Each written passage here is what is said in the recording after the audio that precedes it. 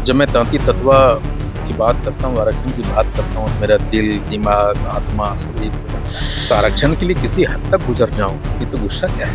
मैंने कहा कि संख्या भले कम है, लेकिन बिहार के मुद्दे बहुत बड़े-बड़े हैं। अब उन बड़े-बड़े मुद्दे को उठा रहा हूँ, हम लोग सब मिलके उठा रहे हैं। कंप्रोमाइज़ कराया जाता है, या तो करप्शन उन्हें कंप्रोमाइज़ करने को मजबूर करता है।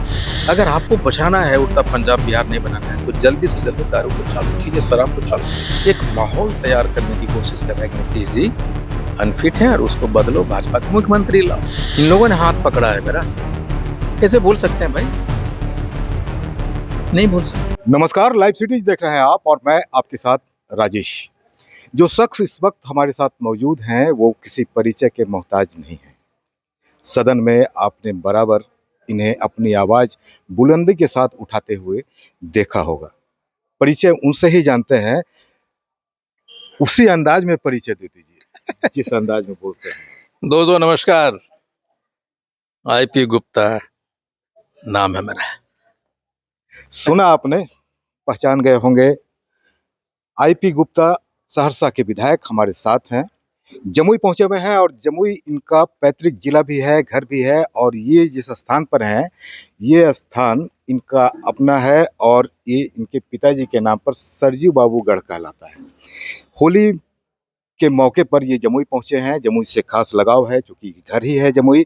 सहरसा के विधायक जरूर हैं लेकिन जो प्रेम है अपने गृह जिला से वो कम नहीं है। गुप्ता जी, विधानसभा में केवल तल्ख दिख रहा है आपको।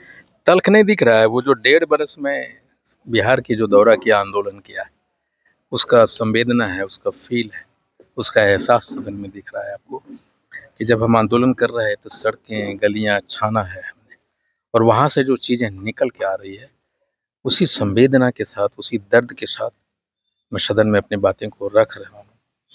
और मुझे लगता है कि सरकार हमारे सवालों पे गंभीर भी है। व्यक्तिगत तौर पे बहुत सारे मंत्रियों ने मुझे फ़ोन किया है और उन्होंने कहा है कि आप आइए, हम आपके साथ बैठेंगे, और उस पे एक्शन भी हुआ है। तो आप जब चीज़ों को उठाते हैं तो सरकार फ़ील करती है कि उसमें क्या दर्द है, क्या संवेदना है, कहाँ से आ रहा है ये आवाज़, तो सरकार गंभीर हो जाती है। कुछ बातें आपने उठाई है सदन में, बात उठाते आईपी गुप्ता इतना गुस्सा क्यों हो गए थे? देखिए, एक्चुअली मुझे लगता है कि जब मैं तांती तत्वा की बात करता हूँ, आरक्षण की बात करता हूँ, तो मेरा दिल, दिमाग, आत्मा सब एक हो जाता है। और जब मैं सरकार गंभीर होकर जवाब दे रही थी और बीच में एक विधायक उठता है और फिर सरकार की तरफ से मुझे चुप करने की कोशिश करता है, अब मैं इसको बर्दाश्त नहीं कर सकता। मैं तो आरक्षण के लिए किसी हद तक गुजर जाऊं, ये तो गुस्सा क्या है? ये तो छोटी चीज थी। सदन में मौजूद रहते हैं, पक्ष विपक्ष दोनों मौजूद है लेकिन विपक्ष की संख्या नहीं है। कैसे विपक्ष आवाज उठाएगी? आपकी आवाज तो बुलंद रहती है लेकिन साथ, क्योंकि विपक्ष में आप हैं, चुनाव आपने लड़ा था विपक्ष के महागठबंधन के। हाँ बिल्कुल, अभी महागठबंधन में है। और मैं बताऊं, ये सवाल पहला दिन पूछा था पत्रकारों ने कि संख्या बहुत कम है, क्या होगा? तो मैंने कहा कि संख्या भले कम है, लेकिन बिहार के मुद्दे बहुत बड़े-बड़े हैं। अब उन बड़े-बड़े मुद्दे को उठा रहा हूँ, हम लोग सब मिलके उठा रहे हैं। घटनाएं कुछ जो हाल के दिनों में घटी है बिहार में, कुछ घटनाएं शर्मनाक भी कही जाएंगी। मेडिकल छात्रा के साथ जो हुआ उस पर क्या कहना चाहेंगे? एक तरह से जो प्रयास चल रहा है या जिस तरह की कार्रवाई हो रही है वो संतोषजनक है क्या? देखिए, मैं ये कहूँ कि मेरा हमेशा प्रशासन, ये जो ब्यूरोक्रेट्स हैं, जो ऑर्गेनाइजेशंस हैं, चाहे पुलिस रिलेटेड ऑर्गेनाइजेशन हो, सीबीआई हो, ईडी हो, या कुछ भी हो, या फिर प्रशासन या शासन लेड बाय आईएएस ऑफिसर्स, ये इनकम्पिटेंट नहीं है।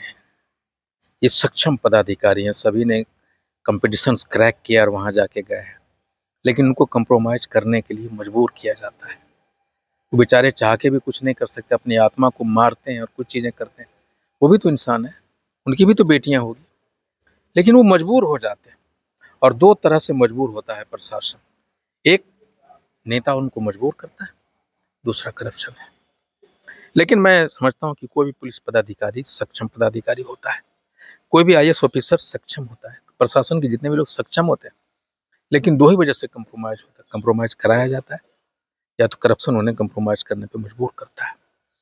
लेकिन मैं कहता हूँ कि संवेदना आप जो भी कीजिए, जो मूल धारणा है संविधान का, कानून का, उसके स्पिरिट को, उसके भावना को देखिए, तब आप इंसाफ कर पाएँगे। क्यों, आप जब घर जाएँगे ना, तो आपकी बेटी दिखाई पड़ेगी, आपका बेटा दिखाई पड़ेगा। जब बेगुनाह को आप सजा दे के जब घर जाते हैं ना, तो अपने बेटे को देखिए। किसी रेपिस्ट को बचाने के लिए बचा के अब जब घर जाते हैं, अपनी बेटी को देखिए। आत्मा से बात कीजिए ना, ईश्वर से बात कीजिए। आपने बड़ी मेहनत से आईएएस बना है, आईपीएस बना है, हम सबों को आपके ऊपर गर्व है। हम भी आईएएस बनना चाहते हैं, आप भी आईपीएस बनना चाहते हैं। ईश्वर ने आपको अपॉर्चुनिटी दिया है, ईश्वर ने आपको उस लायक समझा है कि आईपीएस बने, आईएएस बने, उनका तो लाज रखिए। चर्चा बड़ी जोर से चल रही है शराबबंदी पर। शराबबंदी को अब हटाया जाए, समीक्षा की जरूरत है। 10 वर्ष बीत चुके हैं। शराबबंदी पर क्या कहना चाहेंगे? और एक चीज और जो आप सदन में बहुत आवाज उसके लिए उठाई है, सूखा नशा, क्या है ये? देखिए, सूखा नशा दो तरह के दिए जाते हैं। एक तो सिंथेटिक है, नश में दिया जाता है, और ये जो नश में है ना, जो 80% आप देखे होंगे कि पटना में पता चला इस हॉस्टल में, उस हॉस्टल में एड्स हैं। ये बेसिकली 80% सेक्सुअल एड्स नहीं है।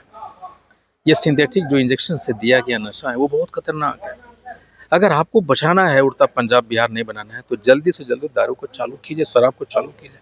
इस शराब नीति को ठंडे बस्ते में फेंकिए, उठा के बंद को, उसको खोलिए, नंबर 1। दूसरा, लोग कहते हैं कि महिलाओं के लिए प्रिय है, तो महिला पति से ज़्यादा अपने बच्चों से प्यार करती है। नहीं, बच्चा रहेगा तब तो भविष्य होगा। पति तो गुजरा हुआ जमाना हो गया, बेटा आने वाला जमाना, उसको बचाइए, शराब को खोलिए। इससे आपको औद्योगिकीकरण में भी फायदा होगा, और जो इकोनॉमी है, जो हेल्थ माली है स्टेट का, वो फायदा होगा, उसमें बूस्टअप होगा। आपने कहा इस बात पर एक सवाल ये होता है कि क्या सरकार का खजाना भी अब खाली हो रहा है? चर्चाएं उठ रही है। अब देखिए, बहुत सारी चिट्ठियां निकल रही है कि सारे स्कीम्स को पैसे रोक दिए गए, 25 लाख तक ही निकासी ट्रेजरी कर सकती है, सिर्फ पेंशन और सैलरी ही दे सकती है, 10 मार्च तक ऐसा चिट्ठी निकाला है। लेकिन हमें ये देखना होगा कि ये जो माली हालात हैं, मैंने तो बजट के दौरान ही कहा है कि सरकार के पास वो जो घोषणाएं हुई उसको पैसे देने, इलेक्शन ड्रिवन घोषणाएं हैं, जैसे 10,000 2 लाख महिलाओं को देना, ये इलेक्शन से आया। पेंशन बढ़ाना 400 से 1100 कर दिए। समृद्धि योजना में आपने 50,000 करोड़ की घोषणा की है, 25,000 करोड़ आपने आरडब्ल्यूडी के लिए किया है। ये सब घोषणाएं हैं, और आपने कैबिनेट और बोल दिया है। लेकिन इसके अगर आप जोड़ें तो जितना बजट है ना सरकार, उससे ज़्यादा हो जा रहा है। तो कहाँ से ला रहे हैं? ये जो पहला साल 3 लाख, 3.5 लाख से ज़्यादा आपने जो बजट पास किया है, उसमें ये लोग कहाँ हैं? इसके प्रोविजंस किधर है? आप देखेंगे तो मात्र 15 लाख लोगों के लिए 2 लाख रुपया देने की टारगेट रखा है इन्होंने 25-26 में, 15 लाख महिलाओं को। इसके पहले जब सेंसस हुआ, जाति जनगणना, 94 लाख बीपीएल को 2 लाख रुपए देने की बात थी। कैबिनेट का डिसीजन हुआ, अप्रूवल, कहाँ गेट दिए गए? ये छलावा है। हम कहते हैं भाई बिहार बचेगा तभी आप बचेंगे, मैं बचूंगा। बिहार को बचाना होगा, सेंसिटिव होना होगा, सच बोलना होगा सरकार को। हम सब सरकार के साथ हैं, बचाना चाहते हैं स्टेट को। भाई बिहार ही नहीं बचेगा तो विपक्ष कहाँ रहेगा भाई? जब सदन चलता है तो विपक्ष नहीं होता, सरकार होती है। उसी सरकार के जो हमें लोग दिया है वोट, वो भी सरकार उसके लिए तो है। नहीं, मेरी बात ये है। विपक्ष नीतीश कुमार पर कई तरह के सवाल उठा रही है, क्या देखते हैं आप? तो सदन में बैठते हैं नीतीश कुमार। देखिए, नीतीश कुमार जी जब सामने आके बैठते हैं एकदम काम कंपोस्ट उठते हैं बात करने के लिए, तो टू द पॉइंट बात करते हैं। जब कोई बात पढ़ते हैं तो उससे जो रिलेटेड चीज़ें होती हैं उनसे बिना पढ़े बोलते हैं। ये जो प्रोपेगेंडा है ना, ये उनके साथ बैठे भाजपा वाले ने हमारे और आपके मुंह में डालता है। नीतीश कुमार जी के यहाँ गए, नीतीश कुमार जी तो भूल गए, हमको पहचाने नहीं। कौन बोलता है? विपक्ष वाला जा रहा है नीतीश जी के यहाँ, विपक्ष वाले लोग जा रहे हैं, वही आगे बोल रहे हैं। एक माहौल तैयार करने की कोशिश कर रहा है कि नीतीश जी अनफिट हैं और उसको बदलो, भाजपा का मुख्यमंत्री लाओ। ये सारे प्रोपेगेंडा उन लोगों ने उठाया है भाई। नीतीश कुमार की जब आप बड़ाई करते हैं तो कानाफूसी शुरू हो जाती है। आईपी गुप्ता क्या देखिए, नीतीश मैं से- आदरणीय लालू प्रसाद यादव जी का, नीतीश कुमार जी का, राहुल जी का मरते दम तक बड़ाई करेंगे। उनकी जो अच्छाई है वो मैं कहूंगा। लालू यादव होते तो आईपी गुप्ता सदन में होता क्या आज? नीतीश कुमार जी प्रधानमंत्री होते, ये घुटना टेक एग्रीमेंट जो कर रहे होते, या राहुल जी हो जाए तो होगा? ये जो कंप्रोमाइज कर लिया पूरा देश को, आप कंप्रोमाइज अपने व्यक्तिगत लाभ के लिए आप देश को कंप्रोमाइज करवा दीजिएगा। देश हमारे आपके बाप का थोड़े है, हम सबों का है। आप कौन होते हैं डिसीजन लेने वाले? प्रधानमंत्री हो गया तब कुछ भी डिसीजन ले लीजिएगा? किसने ऑथोराइज किया भाई आपको? हमने मैंडेट कंप्रोमाइज करने के लिए नहीं दिया। सोवरेनिटी, शान, प्रतिभा, मान सम्मान देश का बढ़ा रहे, उसके लिए आपको बनाया है भाई। आप कुछ भी कंप्रोमाइज कर लीजिएगा, कुछ भी बोल दीजिएगा। ऐसा प्रधानमंत्री होता है क्या? आप इतिहास देखिए, ऐसा कोई प्रधानमंत्री हुआ नंगी जूते ये सब बात करने वाले? ऐसा सुना है? ये देश की गरिमा, संसद की गरिमा से खेलता हुआ आदमी दिखाई पड़ता है। क्या लगता है आईपी गुप्ता जो बातें बोल रहे हैं, जो बड़ाई मुख्यमंत्री की कर रहे हैं, एनडीए की तरफ रुझान है क्या? खूटा ठोक के महागठबंधन की तरफ हूँ। वही राहुल जी हैं, वही तेजस्वी जी है ना। मेरे करनी छाप को जगह दिया, मुझे मंच पे जगह दिया, कैसे भूल सकते हैं? एनडीए वाले सब मुझे चीट कर रहे थे, मुझे धोखा दे रहे थे, बातें कर रहे थे, बरगला रहे थे, मारना चाहते थे पॉलिटिकली। इन लोगों ने हाथ पकड़ा है मेरा, कैसे भूल सकते हैं भाई? नहीं भूल सकते। लंबी पारी खेलनी है गुप्ता जी अब। अभी तो शुरुआत है सदन में। बिल्कुल बिल्कुल। लोकसभा सभा का भी चुनाव मन में होगा कि हम लड़ें। अभी मन में नहीं है वो सब सारी चीजें। अभी सिर्फ सहरसा वालों ने चुना है, उनका कर्ज उतारना है। बस दिन रात सहरसा वाले के लिए जीता मरता रहता हूँ, रात में नींद नहीं आती। कोसी कभी कभी अभिशाप बन जाता है आपके क्षेत्र के लिए। तो मैंने एक्चुअली कोसी पे सरकार ने लॉन्ग टर्म प्लानिंग नहीं किया। जो भी प्लानिंग उन्होंने किया है वो जो हो सकता था कर रहे हैं वो, लेकिन जो मेजर चेंजेज होना चाहिए ना, अपॉर्चुनिटी को अवसर में बदलना चाहिए। हमने कहा कि जितना पैसा भी उधर खर्चा किया है ना सरकार, वहाँ आप देखेंगे तो सैकड़ों जमींदार, बेचारा मालिक हुआ करता था जमीन का, उसके पास रहने का घर नहीं है। अब वो बांध पे बेघर है। मैं कहता हूँ आप अवसर को बदलिए, विभीषिका को। हमने सदन में कहा कि वो जो पानी है, मैसिव फ्लो होता है ना, उस किसी तरह उसको डाइवर्ट करके साउथ की तरफ लाइए, और साउथ के जंगलों से निकलने वाली जो नदियां हैं उससे जोड़िए। तो ये नदियां भी वीरान हो जो पड़ी हुई है बरसों से, वो बाहर हो जाएगी। उससे जुड़े कैनाल में पानी जाएंगे, हम हमारा कृषि प्रधान राज्य है, उपज बढ़ेगी, विभीषिका कम होगी। दूसरा, अभी तक कोई इफेक्टिव वाटर ट्रीटी नहीं है नेपाल के साथ हमारा बिहार का। ये देश को सोचना होगा ना, अभी तक नहीं है इफेक्टिव। इन सारी चीजों पे सोचा नहीं। और उन्होंने बोला कि बहुत प्रशासनिक दिक्कतें, माननीय मंत्री जी विजय चौधरी जी बोले ही बात को कि दिक्कतें हैं ट्रीटी के लेकर, तो क्यों नहीं हम कर सके? ये लॉन्ग टर्म सॉल्यूशन है, जो चाहे तो सरकार कर सकती है, बड़ा चीज नहीं है ये। आईपी गुप्ता सदन में सहरसा की जनता के लिए बुलंदी से आवाज उठाते हैं, गरजते हैं सदन में, लौटते हैं सहरसा, जनता का रिएक्शन क्या होता है? देखना है।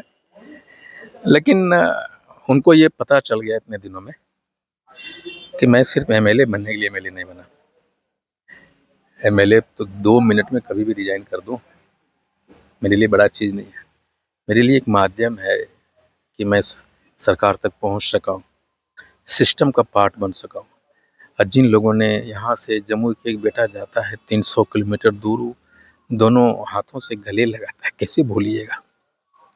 कर्ज है ना उसका, जिंदगी भर कर्ज नहीं उतार पाऊंगा, चाहे कुछ भी कर दूं सहरसा के लिए, जिंदगी भर कर्ज। मेरे तांती तत्वा का आरक्षण का लड़ने का जो प्लेटफॉर्म दिया है, 80 लाख तांती तत्वा कर्जदार है सहरसा वालों का।